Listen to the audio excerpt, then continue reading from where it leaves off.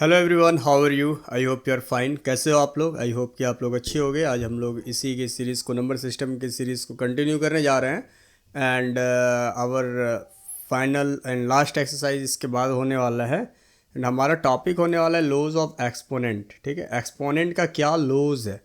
ठीक है, then what is exponent, हम लोग सब कुछ बात करेंगे। What is base and what is exponent and all. So let start our topic without any late. ठीक है, तो द एंटोनॉमी ऑफ पावर।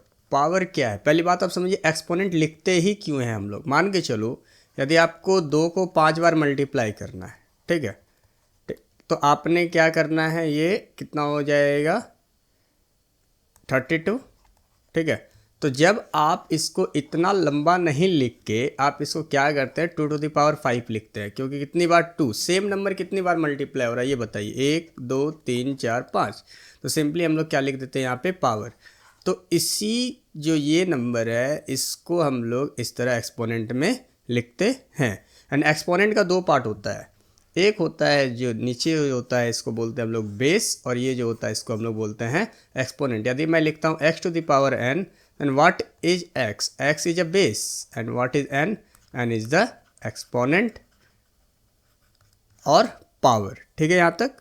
चलिए, जैसे मैं यहाँ पे लिख रहा हूँ a3, तो a3 का मतलब क्या है, a 3 बार मल्टीप्लाई हो रहा है। और a2 लिख रहा हूँ तो a2 का क्या मतलब है कि a 2 बार मल्टीप्लाई हो रहा है। And first of all loose product of power, हमको इसी सब, देखो आपको ये चीज़ याद करना होगा थोड़ा सा, क्योंकि आपको मैथ्स के इक्वेशन को सॉल्व करना है तो ये आपको आना चाहिए, वरना आप मिस्टेक कर दोगे। ठीक है, इसीलिए आप इसको ध्यान से समझना और इसको थोड़ा सा लर्न कर लेना कि आपको एक्सरसाइज सॉल्व करने में किसी तरीके का प्रॉब्लम ना हो। बोलता है इफ़ a⁴m और a⁴n, यदि बेस सेम है, हमारा बेस सेम है और पावर डिफरेंट है, पावर डिफरेंट है, तो क्या करेंगे हम लोग, वहाँ पे जो पावर होगा या फिर जो एक्सपोनेंट होगा उसको ऐड कर देंगे, प्लस पावर। ठीक है, जैसे a⁴m equal to a⁴m plus n। यहाँ पे जैसे है 2⁵ and 2⁵2 equal to 5 and what is the answer is 32। Quotient of power, power क्या है, जब ये मल्टीप्लाई में है तो ठीक है, क्या करना है, ऐड करना है। जब ये कोसेंट में हो, जब ये डिवाइड में हो तो क्या करना है, हमें सब्ट्रैक्ट करना है। बात को ध्यान से समझना। यदि a⁴m बाई a⁴n है तो a⁴m माइनस n हो जाएगा। जैसे 5⁶ 5⁴2, then 6 minus 2 is what, 5⁴4। And उसके बाद क्या है कि जो कन्फ्यूजन है, प्रोडक्ट ऑफ पावर।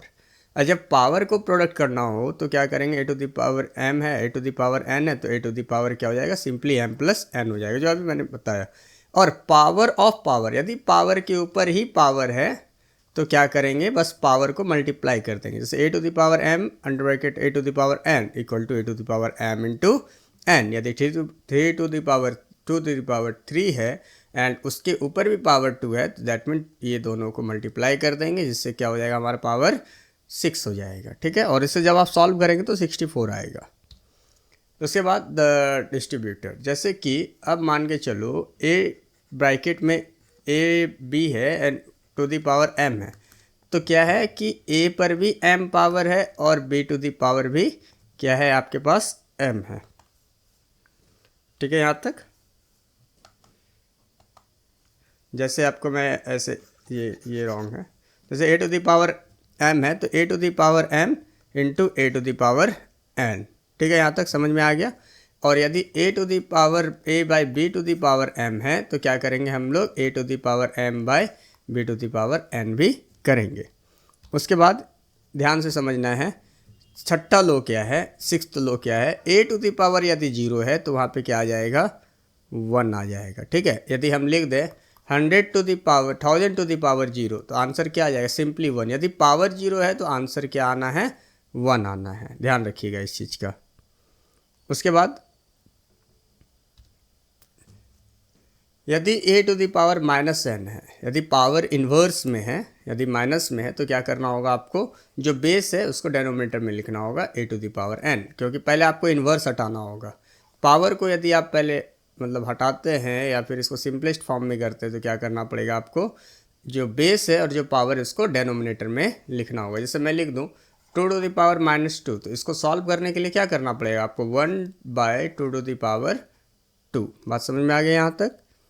उसके बाद है हमारा द इम्यूटेबल कांस्टेंट, जैसे 1 टू द पावर n है, ठीक है, और a टू द पावर 1 है, तो इसका क्या आएगा, 1 टू द पावर n है तो बेस 1, यदि a टू द पावर 1 है तो बेस क्या हो जाएगा आपका a हो जाएगा, और a to the power n है तो बेस क्या हो जाएगा, 0 हो जाएगा।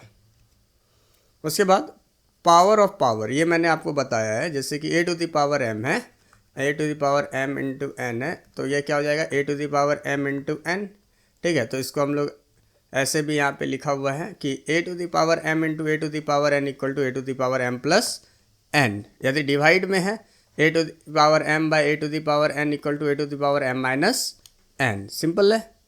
उसके बाद execution, apply the tool kit कैसे करेंगे, जैसे 2 to the power 3 and 2 to the power 4 है, तो पहले क्या करेंगे हम लोग, 2 टू द पावर 3 प्लस 4, क्योंकि बेस तो सेम है हमारा ना, 2 एंड 2 बेस सेम है, तो अब मल्टीप्लिकेशन में तो ये दोनों क्या हो जाएगा, ऐड हो जाएगा।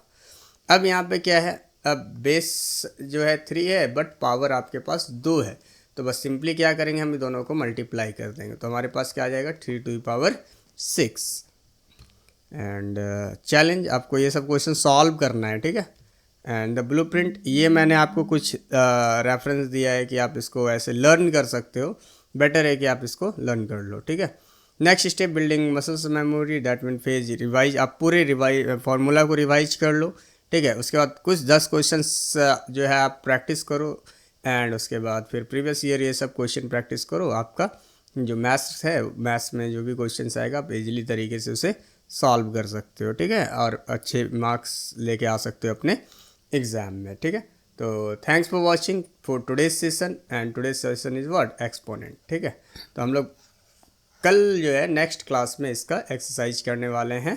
So stay connected with PDS classes. अभी तक मैं आपको मैक्सिमम 10 मिनिमम 10 आपको लेक्चर मिल चुका होगा नंबर सिस्टम के ऊपर, और एक हमारा डेडिकेटेड प्लेलिस्ट है नंबर सिस्टम, जिसमें सिर्फ हम लोगों ने नंबर सिस्टम पे ही बात किया है, बहुत सारी वीडियोज़ है उस पर, आप उसे भी चेकआउट कर लेना, हमारे क्या बोलता है प्लेलिस्ट में जाके आपको वहाँ से मिल जाएगा। और नंबर सिस्टम का जो भी एक्सरसाइज और जो भी लेक्चर पार्ट मैंने बताया है वो सभी आपको डिस्क्रिप्शन बॉक्स में मिल जाएंगे, ठीक है। Thank you, thanks for watching, मिलते हैं हम लोग नेक्स्ट क्लास में।